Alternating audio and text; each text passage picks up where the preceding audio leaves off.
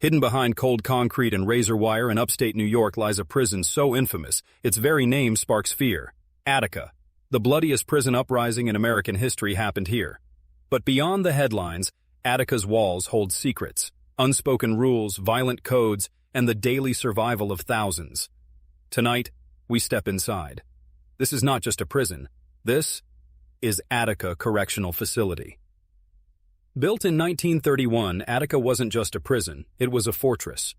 Surrounded by 30-foot walls and gun towers, it was designed to crush escape and spirit alike.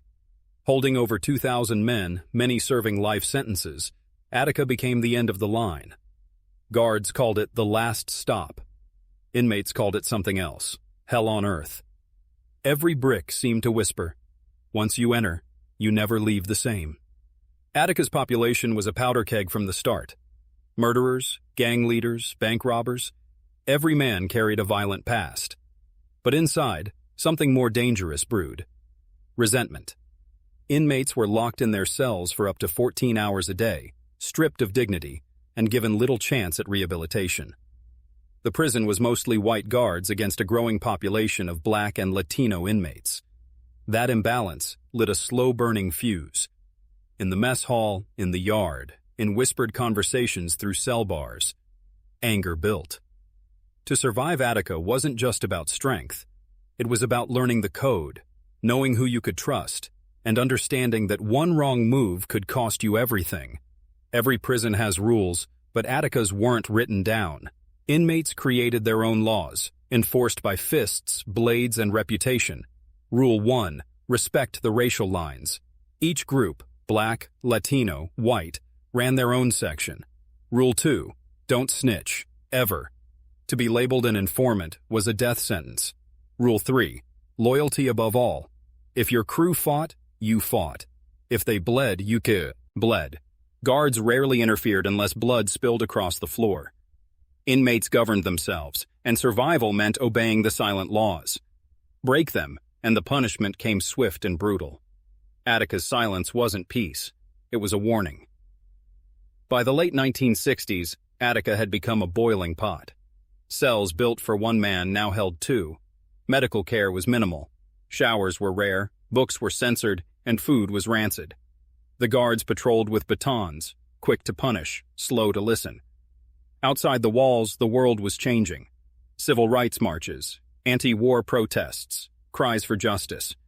Inside, inmates felt forgotten, trapped in a system that saw them as less than human. Letters smuggled out described living like animals. The men demanded change, but their pleas were ignored. Each day the pressure grew heavier until the walls themselves seemed ready to explode. It only takes one moment to ignite chaos. On September 8, 1971, an altercation between a guard and an inmate lit the fire. Tension spread like wildfire through the tiers. Whispers of rebellion grew into shouts. By dawn the next day, inmates had seized control of much of the prison, taking 42 staff members hostage. Attica, once thought impregnable, had fallen into the hands of its prisoners. Outside, the nation froze. Families, politicians, and media turned their eyes to a small town in New York. Inside, the hostages prayed, and the inmates finally spoke their demands: dignity, freedom, and basic human rights. The prison yard, once just a patch of concrete and dirt, became a battlefield of ideas. Inmates organized, setting up committees, negotiating with outside observers, even establishing their own system of order. They presented 28 demands: better food, medical care, religious freedom, an end to racial oppression. For 4 tense days, the yard transformed into a fragile republic. Some guards chained in cells, some treated with surprising respect. The world watched as men's society called criminals suddenly became political actors. But behind the solidarity, shadows of violence loomed. Attica's uprising was not destined to end in peace. It was destined to end in blood. In the yard, the air was electric. Inmates, many of whom had never been heard in their lives, now stood before cameras and reporters, speaking with a clarity that shocked the outside world. They demanded human rights, not luxuries, adequate medical care, food fit for consumption, the right to practice their religion, an end to racial humiliation. Some spoke like activists, quoting Malcolm X and Martin Luther King Jr. Others spoke with raw pain, describing years of abuse. The media broadcast their words across America, and the nation divided. Some saw them as dangerous criminals holding hostages at knife point. Others saw men driven to desperation by a brutal system. For the inmates, it was the first taste of power. After years of silence, they finally had a voice. But power inside a prison yard is a dangerous drug. The longer the standoff dragged on, the harder it became to control the chaos. Inside locked cells, the 42 hostages lived in terror. Guards who once commanded respect now sat blindfolded, their hands tied, their fate uncertain. Some inmates treated them with surprising humanity, sharing food, keeping them safe from hot-headed rebels. Others saw them as bargaining chips, nothing more than pawns in a larger game. Hours turned into days. The hostages heard debates in the yard, felt the tension in every shout, every sudden silence. They were forced to listen as their captors demanded justice while the state weighed its options. Some guards prayed, whispering to each other in the dark. Others cursed the inmates, swearing revenge if they ever made it out. To the world outside, the hostages were proof of the inmates' ruthlessness. To the prisoners, they were leverage, the only thing keeping the state from storming the yard with guns blazing. The hostages' survival depended on a fragile balance that was already beginning to crack. Negotiations began with hope, but quickly soured. Outside observers, including lawyers and civil rights leaders, urged the state to meet some of the inmates' 28 demands. Governor Nelson Rockefeller, however, refused to visit Attica himself, sending negotiators instead. His absence sent a clear message: compromise was not the priority. Inside the yard, prisoner leaders like Frank Big Black Smith and L.D. Barkley tried to maintain unity, but divisions grew. Some inmates wanted to accept partial concessions, secure better conditions, and release the hostages. Others believed only total victory mattered. The longer Rockefeller delayed, the more desperate the atmosphere became. Observers reported back that inmates were remarkably organized, even disciplined. But the governor's advisors saw weakness. They believed time would erode inmate solidarity. What no one admitted aloud was this: the state had already begun planning for a violent end. Negotiations were not the path forward. They were the calm before the storm. By the fourth day, the unity in the yard began to fracture. Some inmates, weary of the tension, wanted peace at any cost. Others whispered about executions, blood sacrifices, and revenge. Arguments flared, and leaders struggled to maintain control.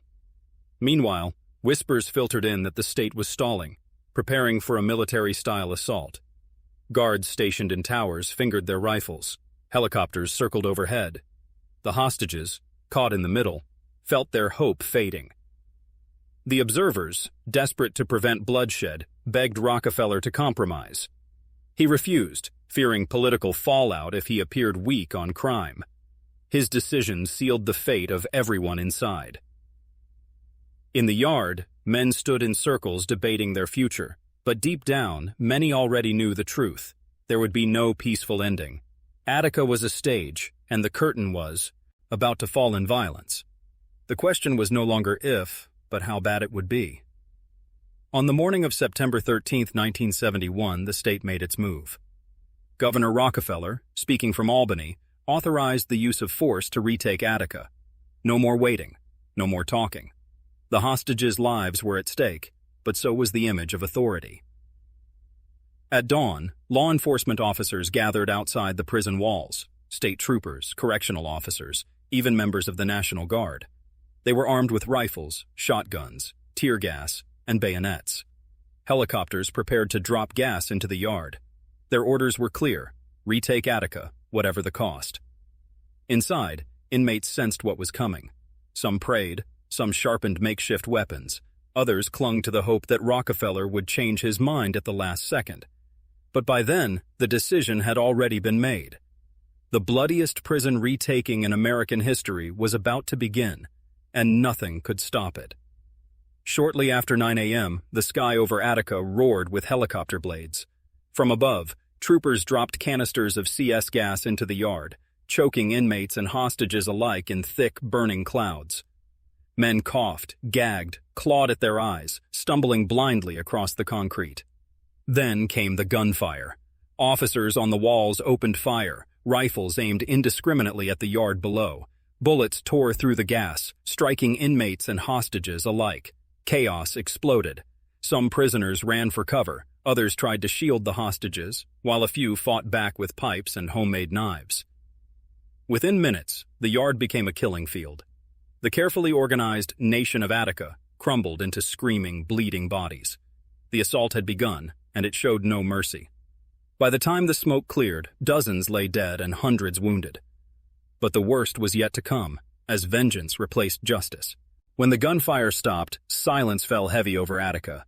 Bodies lay scattered across the yard, 39 men killed in a matter of minutes. Among them were both inmates and hostages, their lives ended by the very bullets meant to rescue them. The state claimed inmates had slit hostages' throats, but autopsies later proved the truth. Every hostage was killed by police gunfire. Survivors stumbled through smoke and blood, coughing, crying, begging for help. Instead of aid, many were beaten, stripped naked, and forced to crawl across broken glass.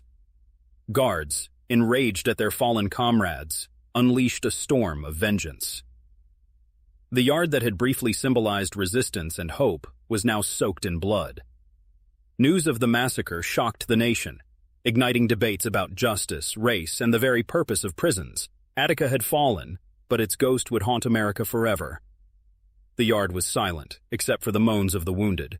Smoke lingered in the air, mingling with the metallic stench of blood. Guards stormed in, rifles still hot, boots pounding the bodies of those who dared survive. Men were ordered to strip naked, forced to crawl through mud and glass, beaten with batons until bones cracked. Those who stumbled were dragged aside and kicked until they stopped moving. For the hostages' families, hope turned to horror. News trickled out that their loved ones were dead, not at the hands of prisoners, but by police bullets. Officials scrambled to twist the story, insisting that inmates had slit throats, mutilated bodies, executed guards in cold blood. But the truth was written in the autopsies. Every hostage killed had been struck by gunfire. What had begun as a cry for dignity ended in slaughter. Attica was no longer just a prison. It was a national wound. In the chaotic hours that followed, the state moved quickly to rewrite the story. Officials stood before cameras, describing brutal executions supposedly carried out by inmates. They painted images of guards' throats slit, eyes gouged, bodies mutilated. Newspapers ran the headlines, without question. Behind closed doors, however, coroners began filing their reports. One by one, they revealed the truth. No throats slit, no mutilations, no executions. Every death had come from law enforcement's bullets. But by the time the truth surfaced, the public had already been fed a narrative of inmate savagery. Governor Rockefeller defended his decision, insisting force was necessary. To him, the bloodshed was collateral damage in maintaining order. For the men who survived, the message was clear. Their lives meant nothing. The cover-up wasn't just political. It was personal. It was the state protecting its own, even if it meant burying the truth beneath lies. In the weeks after the massacre, survivors of Attica began to tell their stories. They spoke of being beaten long after surrendering, of guards forcing them to crawl naked while being spat on and mocked. Some were lined up and threatened with execution. Others were denied medical care as their wounds festered. Prisoner leaders, once respected voices in the yard, were singled out for brutal punishment. Frank Big Black Smith was stripped, beaten, and forced to lie on a table with a football under his chin. Guards threatened to shoot him if the ball moved. For hours he endured unimaginable pain, while officers jeered. The world outside began to question the state's version of events. Families demanded answers, civil rights groups demanded investigations, and the survivors, bloodied but unbroken, refused to let their voices be silenced. Attica's walls could cage their bodies, but not their truth. Public outrage forced New York to investigate the massacre. Committees convened, reporters dug deep, and civil rights lawyers pressed for justice. But the scales were tilted from the start. Prosecutors charged dozens of inmates with crimes committed during the uprising: assaults, murders, conspiracy. The men who had taken hostages faced decades more behind bars. Not a single trooper or prison guard faced trial for the killings on September 13th. Despite mountains of evidence, autopsy reports, eyewitness testimony, photographs, the state protected its officers. The official stance remained. Inmates bore responsibility for the bloodshed. Years dragged on in courtrooms, and though some charges against inmates were eventually dropped, the message was clear. The justice system would not punish its own.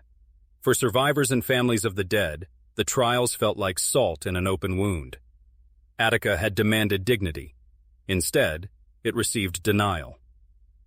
Though the state tried to bury Attica's story, it refused to die. Journalists, lawyers, and activists kept digging, exposing the lies piece by piece. The uprising became a symbol of systemic racism, of brutality, of the desperate cry for reform inside America's prisons. For guards' families, the pain never healed. They lost fathers, husbands, brothers to the bullets of their own rescuers. For inmates, the scars were permanent. Many carried broken bones, shattered teeth, and haunting memories for the rest of their lives. The name Attica spread beyond prison walls. Protesters shouted it at rallies, artists painted it into murals, and filmmakers carried it onto screens. It became more than a prison. It became a rallying cry, shorthand for oppression and resistance. The men who died in that yard were gone, but their struggle etched itself into history, a shadow America could never shake. Decades later, Attica still stands, its wall, lows weathered but unbroken, housing men who know its dark legacy. But outside those walls, the memory of September 1971 still burns. The massacre forced America to confront questions it wanted to avoid. What is the purpose of prison? Who deserves dignity? How much brutality can be hidden behind the excuse of order? In 2000, New York State reached a settlement with surviving inmates and families of the dead, finally acknowledging the suffering inflicted. But no amount of money could erase the pain. Attica remains a scar, a reminder of the cost of silence and the danger of unchecked power. Every chant of Attica, from protests to films like Dog Day Afternoon, keeps the story alive. The men inside once demanded to be seen as human. In their deaths, they forced the world to listen. Attica was never just about a prison. It was about America itself. Attica Correctional Facility, one of the darkest chapters in American prison history.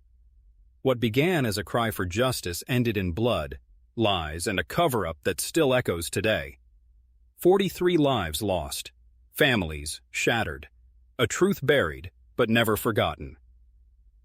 If this story shook you, share it. Keep their voices alive. And remember, Attica wasn't just about one prison. It was about a system. This was Inside Attica Correctional Facility. Until next time, stay curious and stay aware.